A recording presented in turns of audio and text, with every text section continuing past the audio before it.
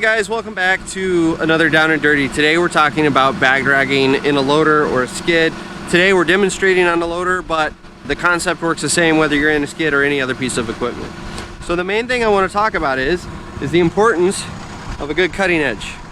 A good cutting edge is going to make or break a solid back drag, and the reason being, this thing works like a land plane when you're back dragging. And if you're not familiar with a land plane, what it does is it's a flat bar that runs across the ground, and it takes the high points and knocks them off and rolls that material into the low points. So just a quick demonstration here on the ground with my boot.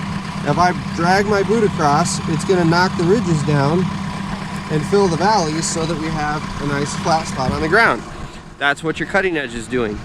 So a lot of times if you've got a really used cutting edge, this will be rounded off, actually kind of going the other way. It's going to be rounded off this way because the cutting edge has been flipped.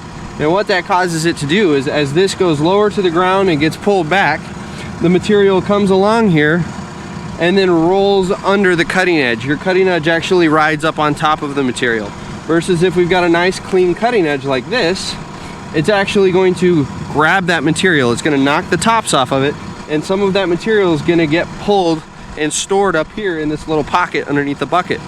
Then as we cross over low areas, it's going to roll down into those low areas. So that's critical to having a good back dragging machine, is a decent cutting edge. Because if your cutting edge is shot, you might as well just not even worry about back dragging. You're just going to float up over everything. It's not going to look nice by the end of it. It is what it is. So let's talk about bucket positions for back dragging. If I truly want to back drag, if I've got it relatively close and I just want to cut that material nice and level and even, I'm going to back drag in this position. I'm just going to take that bucket, I'm going to lower it to the ground, and I'm going to drag it parallel, this cutting edge parallel to the ground. That's going to act like a land plane. It's going to trim those rough spots. It's going to drag them into the low spots. You're going to have a nice even path after you're done. Now, let's say we already had an even path. We just wanted to slick it off so that, let's say we had rain coming. Like tonight's a great example. We're going to have rain. And we just kind of want to slick it off so that the rain will, for the most part, not soak in. It'll run off. What we're going to do now is we're going to curl our bucket down. So go ahead and curl. And that's good there. So this is a good position. So now, instead of this cutting edge being engaged with the ground and knocking those high points off, now what's going to happen is the material is coming down at this angle, and it's going to hit this edge, and it's just going to get pressed down into the ground. So instead of leaving a really rough surface like this, it's going to leave you a nice slick surface where that material's been compacted a little bit. It's going to be a little more conducive to water sheeting off of it. So that's the second position we back drag in, and that's again only when you want to slick it off and you just want to kind of shine it up so that rain's not going to soak in. The third position I'm going to talk about when you're back dragging is if you want to actually cut material. If we want to cut material, let's say we wanted to take this where we're standing down 1.5 inches, 2 inches. Now what we're going to do is we're really going to get aggressive with the cutting edge. Go ahead and curl your bucket. All right, so this is where we really engage the cutting edge with the ground.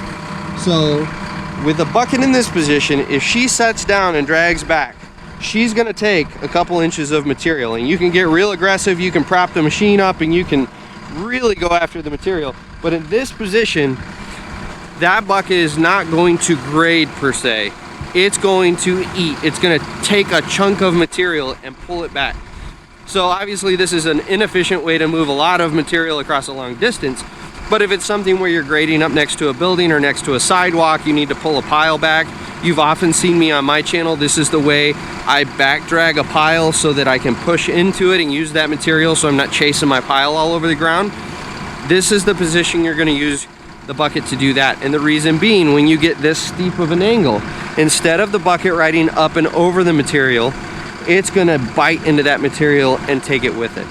So those are your three basic positions for doing back dragging. And again, having a good cutting edge is pretty critical for doing this. If you don't have a good cutting edge, if your employer doesn't really replace cutting edges, you're really going to struggle doing a nice clean back drag, just because, like I said, that material is going to roll under the cutting edge and it's not really going to plane the land like you would want it to.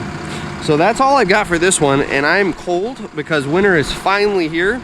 So I'm gonna wrap this video up. I hope this has been helpful to you guys. As always, you got questions, throw them down below. Make sure you hit that subscribe button for me because I do appreciate your support. You guys have a good one and we'll catch you on the next one.